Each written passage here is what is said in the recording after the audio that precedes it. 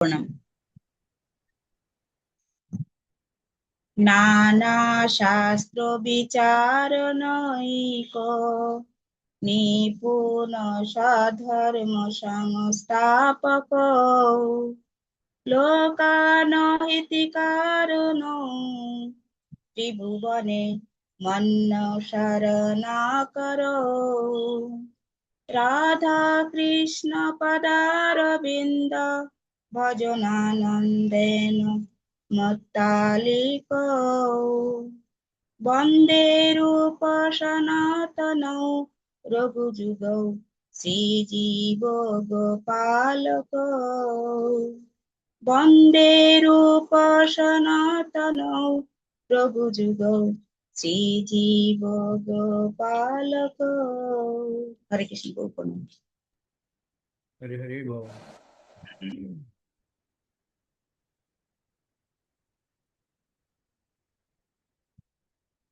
আমরা কতটুকু পড়েছিলাম? আমাদের আজকে 264 পৃষ্ঠার শেষের দিকে শ্রীকৃষ্ণের এক ধীর পার্ষদ হচ্ছেন সত্যভামার ধাত্রীপুত্র, এখান থেকে শুরু হবে। তাই তো?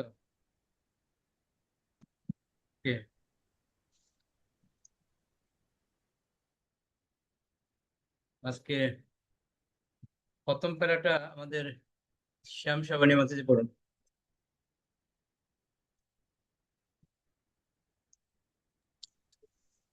হরে কৃষ্ণ প্রভু প্রণাম। সুদক্ষ বিশ্লেষণের মাধ্যমে শিল রূপ গোস্বামী অনুগতদের 3টি ভাগে বিভক্ত করা হয়েছে, যথা দুর্য, বীর, ধীর ও বীর। রক্তক হচ্ছে দুর্য শ্রেণীভুক্ত, অর্থাৎ যিনি নিরন্তর পরমেশ্বর ভগবানের প্রিয়তমা গোপিকাদের সেবায় প্রতি আকৃষ্ট। শ্রীকৃষ্ণের এক ধীর পার্ষদ হচ্ছেন সত্যভামা ধাত্রীর পুত্র। সত্যভামা হচ্ছেন দ্বারকার শ্রীকৃষ্ণের মহিষীদের অন্যতমা। শ্রীকৃষ্ণের সঙ্গে যখন তার বিবাহ হয় তখন তার ধাত্রীপুত্র তার সঙ্গে যান, কারণ তাদের শৈশব থেকেই তারা ভাই ও বোনের মতো একসঙ্গে বড় হয়েছিল। সত্যভামা এই ধাত্রীপুত্র শ্রীকৃষ্ণের সঙ্গে তার শ্যালক রূপে বসবাস করতেন এবং কখনো কখনো তিনি শ্রীকৃষ্ণের সঙ্গে পরিহাস করতেন। এক সময় শ্রীকৃষ্ণকে সম্বোধন করে তিনি বলেন, হে কৃষ্ণ, আমি কখনো তোমার পত্নী লক্ষ্মী দেবী কৃপা লাভের চেষ্টা করিনি, কিন্তু আমি এতই ভাগ্যবান যে তোমার গৃহে সত্যভামার ভ্রাতা রূপে তোমার পরিবারের একজন সদস্য রূপে আমি স্থান পেয়েছি। ওকে ওকে ওকে, অনেক ধন্যবাদ। তো আমরা একটা জিনিস এখানে দেখলাম, খুব সুন্দর একটা পয়েন্ট, যেটা আমরা অনেকেই জানি না। বিশেষ করে যে রূপ গোস্বামীর কথা অনুসারে অনুগদের 3 ভাগে বিভক্ত রয়েছে, দুর্য, ধীর ও বীর। আমরা দুর্য শ্রেণীভুক্ত পেয়েছি। আমরা দুর্য হচ্ছে কে? রক্তক হচ্ছে দুর্য। তো দুর্য কাকে বলা হচ্ছে? যিনি নিরন্তর ভগবানের প্রিয়তমা গোপিকাদের সেবার প্রতি আকৃষ্ট, তিনি হচ্ছেন দুর্য। আর এখন আমরা যেটা পেয়েছি সেটা হচ্ছে ধীর। তো বলা হচ্ছে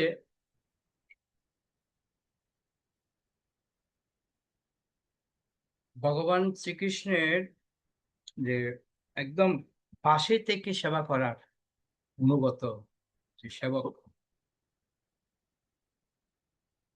অর্থাৎ পরিবারের যে একজন সদস্য রূপে, ভগবান শ্রীকৃষ্ণের যে পরিবারের একজন সদস্য রূপে যে সেবা করার সুযোগ, সেটা হচ্ছে ধীর। আর ধৈর্য হচ্ছে কি? ভগবানের যে পরম প্রিয় যারা গোপিকারা রয়েছে তাদের সেবার প্রতি আকৃষ্ট বা ভগবানের সেবার প্রতি আকৃষ্ট হতে পারে। কিন্তু ধীরে হচ্ছে কে একদম ভগবানের মানে পার্শ্বদ বলা যায়। তো উদাহরণ দিচ্ছি কে, সত্যভামার ধাত্রীপুত্র, মানে ধাত্রীপুত্র মানে বুঝতে পারছেন, ধাত্রী মাতার যে পুত্র। তো ছোটবেলা থেকে যেহেতু সত্যভামার সাথে বড় হয়েছে, বিয়ের সময় এসেছে। তো যেহেতু ভাই বোন ছিল সেটাও কৃষ্ণের, এটা আমরা সহজ হিসাব জানি। কিন্তু সব থেকে আশ্চর্য বিষয় কি কি বলতে পারেন? সব থেকে আশ্চর্যের বিষয় হচ্ছে আমরা জানি না যে কৃষ্ণের যে সত্যভামার বলে যে একজন তার মহিষী আছে, সেটাই জানি, তাই না? তার যে আবার একটা শ্যালকও আছে, তার ধাত্রী পুত্র, সেটা কিন্তু জানতাম না আমরা। এটা হচ্ছে ভক্ত রসবিধি সিন্ধু গ্রন্থের বিশেষ ভূমিকা। রূপ গোস্বামী সেটা তুলে ধরেছেন, অজানা তত্ত্ব যাকে বলা হয়। তো যেহেতু সত্যভামার সঙ্গে ছিলেন ভাই হিসেবে, যে স্বরূপে কৃষ্ণ তাকে স্থান দিয়েছেন শ্যালক হিসেবে, তো পরিবারের সদস্য হিসেবে সেবা করার একটা সুযোগ পেয়েছেন। তো জন্য তিনি নিজেকে ভাগ্যবান মনে করছেন। যে কৃষ্ণকে একদিন বলছে, হে কৃষ্ণ, আমি তো কখনো তোমার পত্নী লক্ষ্মী দেবীর সেবা লাভের চেষ্টা করিনি, কিন্তু আমি এত ভাগ্যবান। দেখুন নিজেকে কত ভাগ্যবান মনে করছে। বলছে আমি এত ভাগ্যবান যে তোমার গৃহে যে সত্যভামা রয়েছে, তার ভাই রূপে যে আমি তোমার পরিবারের একজন সদস্য হতে পেরেছি, এর থেকে বড় কৃপা আর কি হতে পারে? এটাই আমার হাতে সব থেকে বড় কৃপা। বুঝতে পারছেন যে ভক্তের ভাবনা কিরকম হওয়া উচিত? পরিবারের সদস্যদের সঙ্গে থাকছে, তার ভাবনাটা কিরকম সেটা দেখুন। কিরকম ভাবনা, নিজেকে কত ভাগ্যবান মনে করছে। আর সেটা আমাদের বেলা কি হয়? উল্টো। কি উল্টো? অহংকার। এই আমি কৃষ্ণের ঘরের মধ্যে থাকছি, আমার যেন কত শক্তি, আমার কত পাওয়ার, থেরিমেরি করলে একদম কৃষ্ণকে বলে ভস্ম করে দেবো। এটা হচ্ছে আমাদের মানে অহংকার। আমাদের মধ্যে এই ভাবটা আসে। আর এদের ভাবটা কিরকম? এদের ভাবটা হচ্ছে আমি এত ভাগ্যবান যে সেবা করার আমি সুযোগ পেয়েছি। তাদের যে দীনহীন ভাব, যে ভগবানের প্রতি তাদের শরণাপন্ন ভাবটা কিরকম দেখুন। আমাদের ভক্তদের তো আমরা যদিও মুখে দাবি করছি আমরা ভক্ত, কিন্তু ভক্ত দাবি করলেও ভক্তের যে গাম্ভীর্যতা, তার যে প্রভাব, সেগুলো আমাদের মধ্যে কার্যকারিতা করছে না। ভক্ত আমরা মুখে বলছি, কিন্তু প্র্যাকটিক্যালি সেটা আমরা প্রয়োগ করি না। হ্যাঁ, এখানে কিন্তু এটা আমাদের ক্লিয়ার করছে। এগুলি শোনা বা পড়া এটা তো মুখ্য নয়, মুখ্য হচ্ছে এটা উপলব্ধি করা। প্রত্যেকটা জিনিসের একটা জিনিস আমাদের সবসময় মাথায় রাখতে, উপলব্ধি যতক্ষণ পর্যন্ত আমার মধ্যে না হবে, ততক্ষণ পর্যন্ত আমি করবো ঠিকই, কোনো কাজ হবে না। ঠিক যেরকম টিয়া পাখির মতো, টিয়া পাখি সারাক্ষণ শুনতেই থাকে। কি শুনতে থাকে? না, তাকে শিখাচ্ছে, এ বলো বাবা, বলো মা, বলো অতিথি আসছে, যা শিখে সব শিখে, কিন্তু একটাও সে উপলব্ধি করতে পারে না। সে হৃদয়ঙ্গম করতে পারে না, এগুলোর অর্থ কি, আদৌ বিষয়টা কি, সেটা বুঝতে পারে না। সেই বলে অতিথি আসছে, তাকে বসতে দাও, তাকে খেতে দাও, সবকিছু বলে, যা যা শিখাই সব বলে। কিন্তু যখন বিড়াল যখন আক্রমণ করে, যেই বিড়াল যখন তাকে ধরবে, তখন আর বলতে পারে না যে আমাকে বাঁচাও, আমাকে বাঁচাও, বাঁচাও, আমাকে বিড়াল ধরেছে, এটা বলতে পারে। তখন সে তার পূর্বের যে অভ্যাসটা, ক্যাঁ ক্যাঁ ক্যাঁ ক্যাঁ চিৎকার করতে থাকে। এটা হবার পিছনে একটাই কারণ, কি সেটা? না, সেটা হচ্ছে তার উপলব্ধি হয়নি বিষয়টা। ঠিক সেরকম আমাদেরও সেম। এই যে এত মহান মহান ভক্তদের উদাহরণগুলো দিচ্ছে কেন? তার পিছনে একটাই কারণ, তাদের মানসিকতা কিরকম ছিল ভগবানের সেবার প্রতি। তিনি কত কৃপালু, যে ভগবানের কাছে কিরকম প্রার্থনাটা করছে, সম্বোধন করে বলছে যে আমি তো আপনার প্রতি লক্ষ্মী দেবীর কৃপা পাইনি, কিন্তু আমি ভাগ্যবান যে সত্যভামার ভাই হতে পেরে, এবং আপনার পরিবারে একজন স্থান পেয়েছে, আমি সদস্য হিসেবে নিজেকে ধন্য মনে করছি। তো যাই হোক, খুব ভালো অধ্যায়টা আমাদের দাস্যভক্তি কিরকম হওয়া উচিত। এনারা ভগবানের সেবক, উম, যারা। আমরা পরেরটা দেখবো, আরেকজন অনুগদের মধ্যে আরেকজন রয়েছেন, তিনি হচ্ছে বীর। বীরটা আমরা এখন পড়বো। সর্বলীলা কালীন মাতাজি পড়ুন তো প্রথম প্রথম হরে প্যারাটা। কৃষ্ণ প্রভু। এক বীর পার্ষদ গর্ব ভরে ঘোষণা করেন, বলদেব প্রলম্বাসুরকে বিনাশ করতে পারেন, কিন্তু তাকে আমি ভয় করি না। প্রদ্যুম্ন তো কেবল একটি বাচ্চা ছেলে, তাকেও আমি গ্রাহ্য করি না। আমি কাউকেই গ্রাহ্য করি না, আমি কেবল কামনা করি শ্রীকৃষ্ণ যেন কৃপাপূর্বক আমার প্রতি দৃষ্টিপাত করেন, এবং সেই কৃপা লাভে উদ্ধত আমি শ্রীকৃষ্ণের অতি প্রিয়া সত্যভামাকেও ভয় পাই না। ওকে, শ্রীমদ্ ওকে, ভগবতের ওকে, ওকে, চতুর্থ ওকে।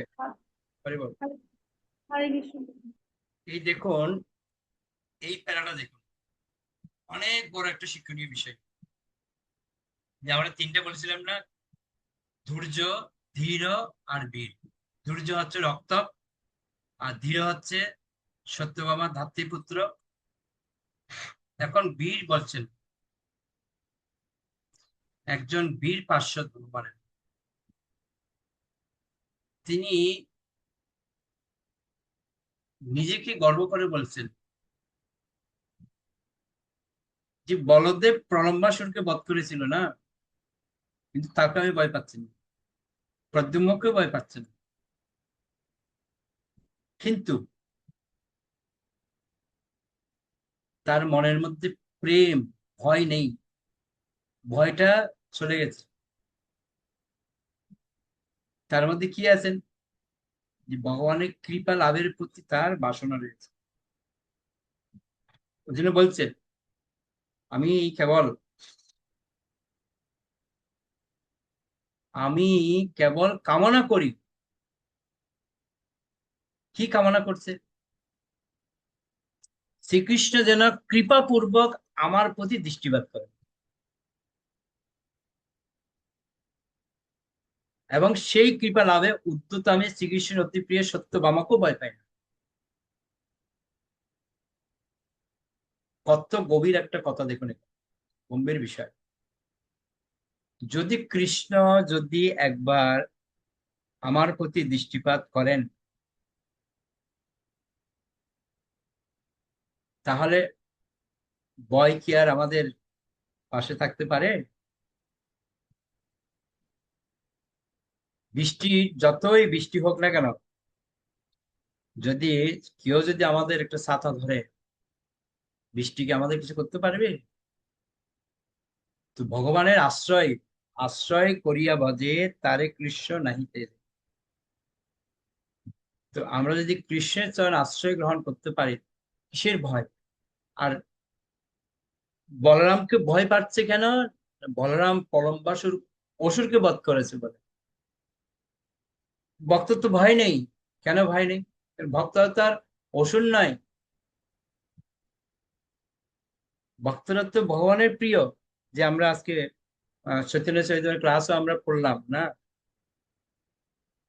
ভাগবতের 10টা বিষয়ের মধ্যে একটা বিষয় স্পষ্ট বলছে, পোষণম, স্বর্গ বিসর্গ, যে আহ, পোষণম যে কথাটা বলছে,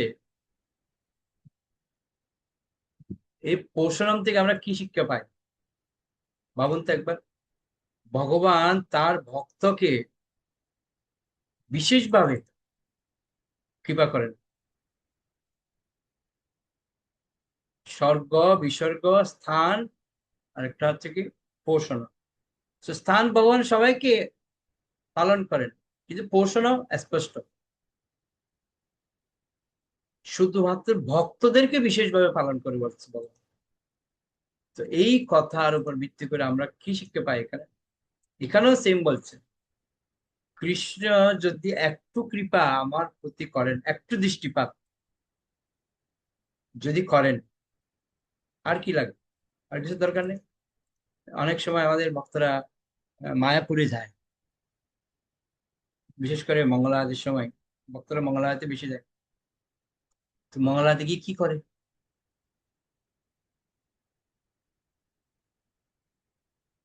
সুনীল মাতাজি কি করেন মঙ্গলা আরতির সময় গিয়ে?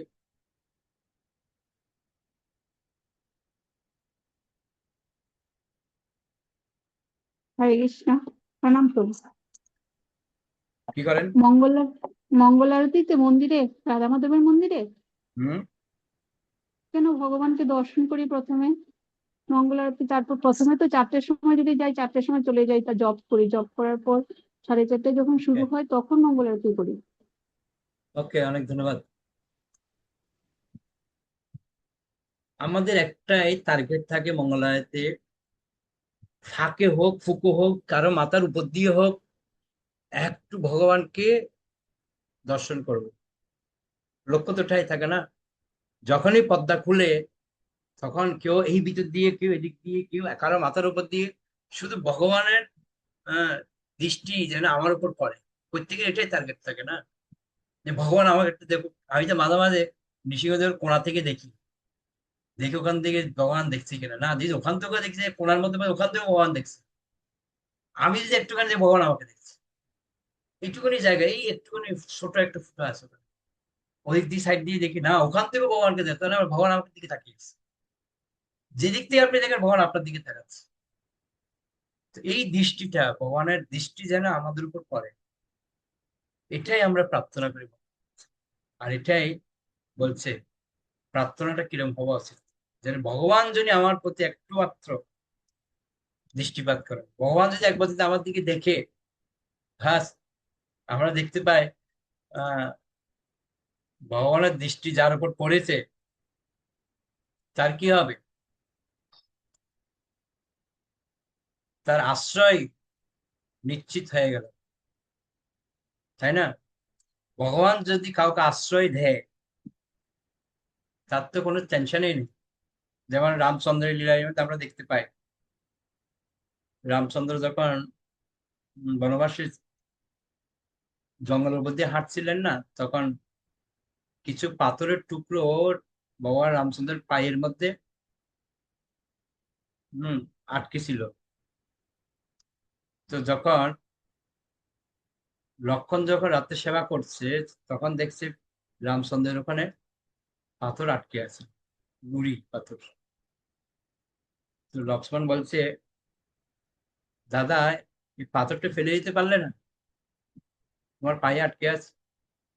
বলছে লক্ষণ, কেউ যদি আমাকে আশ্রয় করে থাকে, তাকে আমি ফেলি কি করে? ও তো আমাকে আশ্রয় করে আছে না, কি করে ফেলবো আমি? তো ওই জন্য ভগবানকে যদি কেউ আশ্রয় করে থাকে, কেউ থাকে, ফেলতে পারে না।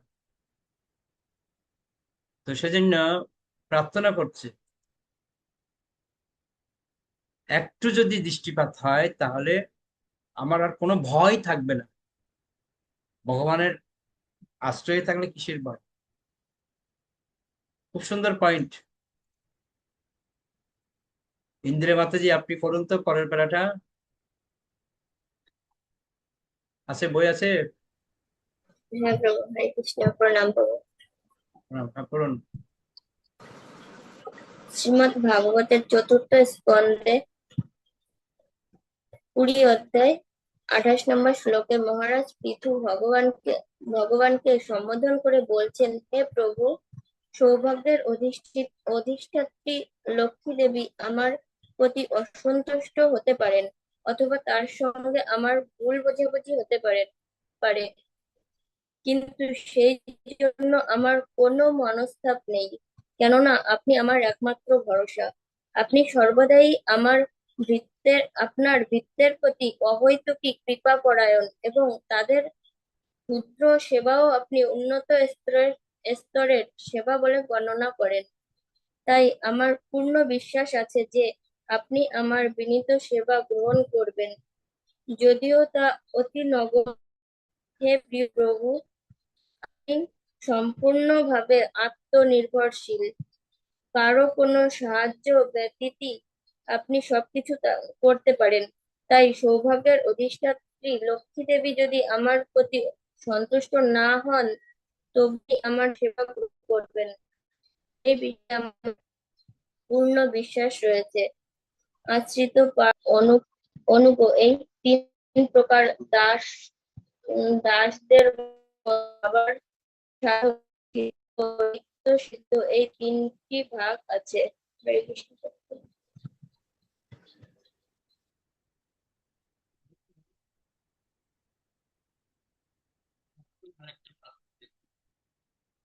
এরকম প্রার্থনা সেটা ভগবত থেকে নিয়েছে, চতুর্থ স্কন্ধ 20-28 নম্বর শ্লোক। পিতু মহারাজ পিতু ভগবান কি সম্বোধন করে বলছে, এটা হচ্ছে বীর পার্শ্বদের আরেকটা, যে তার মনোভাবটা কিরকম। বলছে লক্ষ্মী দেবী যদি অসন্তুষ্ট হয় তাতে আমার কোনো দুঃখ নেই, যদি তার সাথে আমার ভুল বুঝাবুঝিও হয় তাতেও আমার কোনো দুঃখ নেই। কেন? এত বড় শক্তি নিয়ে কথাটা কি করে বলতে পারছে? এর পিছনে একটাই কারণ, আপনি হচ্ছেন আমার একমাত্র ভরসা। কেন? আপনি সর্বদাই আপনার বৃত্তের প্রতি অহৈতুকী কৃপা করেন এবং তাদের ক্ষুদ্র সেবাও আপনি উন্নত স্তরের সেবা বলে গণনা করেন। দেখুন কত সুন্দর একটা পয়েন্ট। বলছে আপনি সবসময় যে আপনার যে দাস, বৃত্তি মানে কি দাস, যে আপনার সেবা করছে তার প্রতি আপনি অহৈতুকী কৃপা করেন। ও যদি সামান্য সেবাও করে আপনি সেটা উন্নত সেবা মনে করছেন। আমরা আহ, দেখি না যে সেতু বন্ধনের মধ্যে যে কাঠবিড়ালির কাহিনী আমরা দেখতে পাই, ক্ষুদ্র সেবা করছে কিন্তু রামচন্দ্র সেটা বৃহৎ সেবা মনে করছে। হনুমানকে কি বললো? এটা বৃহৎ সেবা। আর একটা কি বলছে, আমার পূর্ণ বিশ্বাস আছে যে আপনি আমার বিনীত সেবা গ্রহণ করবেন, যদি আমি নগণ্য। তাহলে পিতু মহারাজের মধ্যে ভক্ত কিরকম প্রার্থনা করছে দেখুন। এখানে আরেকটা জিনিস আমরা দেখতে পাই, উদাহরণস্বরূপ অনেক সময় বাচ্চাগুলি কি করে, বাবার কাছে গিয়ে সে একদম যে বাবাকে পেয়ে যায় তখন আর মা তাকে বকে ঝোঁকে অনেক কিছু করে, তার একটা সাহস চলে আসে। কি সাহসটা করতে আসে? তার বাবা, আমার বাবা আছে, বুঝেন না, সাহসটা আসে, তাই না? তো ঠিক সেরকম যেহেতু ভগবান স্বয়ং আছেন, বাবা আছেন, আমার টেনশন কিসের? ওদের মধ্যে লক্ষ্মী দেবী যদি আমাকে যদি আহ পছন্দ নাও করেন তাতে আমার দুঃখ নেই। কেন? অনেক সময় বাচ্চারা বলে না, বাবা আমার সামনে আছে তোমারকে আমি ভয় পাই না, এরকম বলে না? তো ঠিক সেরকম যেহেতু ভগবান স্বয়ং আছেন, সেখানে আর কোনো ভয়ের কোনো প্রশ্ন থাকতে পারে না। এটাই এখানে তুলে ধরেছে। আরেকটা বিশেষ বিষয় এখানে আমরা দেখতে পাই, সেটা হচ্ছে বিশ্বাস। আরেকটা কি? সম্পূর্ণভাবে আত্মনির্ভরশীল। এই যে পয়েন্টগুলি, বিশ্বাস বিষয়টা হচ্ছে খুব গুরুত্বপূর্ণ। এখানে কিন্তু আরেকটা শব্দ ব্যবহার করেছেন বিশ্বাসের আগে। বিশ্বাস তো আমাদের আছেই, কিন্তু পাশে যে শব্দটা এটা হচ্ছে গুরুত্বপূর্ণ। সেটা কি? পূর্ণ বিশ্বাস। আমি বলি মাঝে মাঝে, আমরা বলি হ্যাঁ প্রভুটা খুব ভালো, হ্যাঁ ভালো ঠিক আছে, কিন্তু ওটা যদি আমরা ডিগ্রি বলেন, আমরা স্কুলে যখন পড়তাম ডিগ্রি, হ্যাঁ, পজিটিভ কম্পারেটিভ সুপারলেটিভ যখন পড়তাম, ওর মধ্যে বলে না, না গুড মানে খুব ভালো, বেটার আরেকটু ভালো, বেস্ট আরো ভালো। এই গুড বেটার বেস্ট যে শব্দগুলি এখানে বলছি, বিশ্বাস, হ্যাঁ বিশ্বাস আছে ঠিক আছে, আরেকটু বেশি বিশ্বাস হতে পারে, কিন্তু আরেকটু কি, পূর্ণরূপে বিশ্বাস, এই বিশ্বাসটা হচ্ছে সব থেকে শ্রেষ্ঠ। তো ওই জন্য বলা হচ্ছে আমাদের পূর্ণ বিশ্বাস রাখতে হবে। বলা হচ্ছে আমি ক্ষুদ্র সেবা করছি প্রভু আপনার, কিন্তু আমার এই ক্ষুদ্র সেবাটা আপনি মনে করছেন অনেক উন্নত স্তরের সেবা। কিভাবে আপনি যে সেবাটা গ্রহণ করছেন, এটা আমার পূর্ণ বিশ্বাস রয়েছে। বুঝতে পারলেন? তো এই আমরা 4টা বিষয় পড়লাম। আবার বলছে আশ্রিত, পার্শ্বদ, অনুভব, এই 3 প্রকার দাসদের মধ্যে আবার 3টে ভাগ আছে, কি? সাধক, সিদ্ধ ও নিত্য সিদ্ধ। তো আশা করছি এগুলি আমরা পরবর্তী অধ্যায়ের মধ্যে আরো পাবো। কত যে নতুন নতুন যে শব্দ আসবে দেখতে থাকো। সমুদ্র, কি সমুদ্র? ভক্তি, রসের, অমৃত, সিন্ধু, সিন্ধু মানে কি? সমুদ্র। ওর মধ্যে কি কি পাবেন? ভক্তি পাবেন, রস পাবেন, আর কি পাবেন? অমৃত পাবেন। ভক্তি, রস, অমৃত কোথায়? সিন্ধু থেকে, সমুদ্র থেকে। আমরা সমুদ্র অনেক কিছু পাই না, কিন্তু এই ভক্তি, রস, অমৃত, সিন্ধু থেকেও এই জিনিসগুলো আপনি বিশেষভাবে পাবেন। আপনারা পাচ্ছেন কিনা যায় না, আমি তো পাচ্ছি। কত নতুন নতুন শব্দ আমরা পাচ্ছি, কত নতুন কিছু জানছি, তাই না? ওকে, আশা করি আপনারা বুঝতে পেরেছেন। তাহলে আমরা এখানে শেষ করি বৈষ্ণব প্রণাম করে। বাঞ্ছা কল্পতরুভ্যশ্চ কৃপা সিন্ধুভ্যেব চ পতিতানাং পাবনেভ্যো বৈষ্ণব নন্দ বিশ্ববৃন্দা কি যায়, জয় গৌর প্রেমানন্দে।